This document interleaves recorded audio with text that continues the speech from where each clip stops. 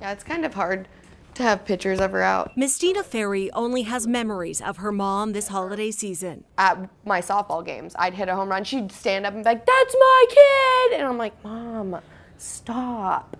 But now it's like, I wish I could hear that for my son, but I won't ever hear that. Tina Ferry was a Beaverton grandma and a mother of 3, married to her husband 28 years. Her life came crashing down in 2017 when a fairly new meth problem caused her to crash into cars in a school parking lot, injuring herself and a man waiting to pick up a child. She pleaded guilty and was at Coffee Creek Prison when a flu outbreak swept through. Ferry got sick, and when she didn't call home after a few days, Mistina called the prison. They point blank were like, "Oh, everything's fine. Everything's absolutely fine. If something was wrong, we would let you know."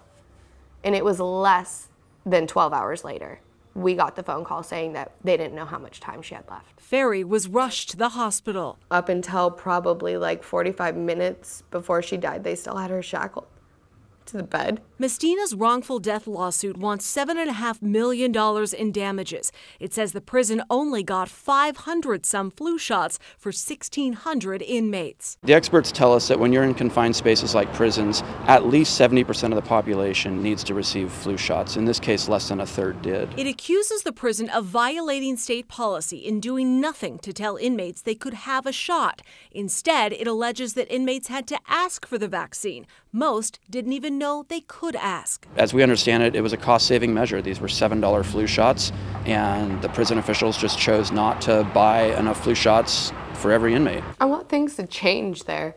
I don't want anybody to ever have to feel this way again. I don't care if it's their mom, their sister, their aunt, uncle, brother, whatever. Nobody should have been treated the way my mom was treated, and nobody should ever be dealt with like that, ever. I don't care if they're in prison. I don't. The Department of Corrections told me it can't comment. The Ferry's attorney does say Oregon prisons have started changing, notifying inmates much better now about flu shots. But Mistina says at $7 a pop, it is so much cheaper to offer everyone a shot than someone to die, and then a huge lawsuit.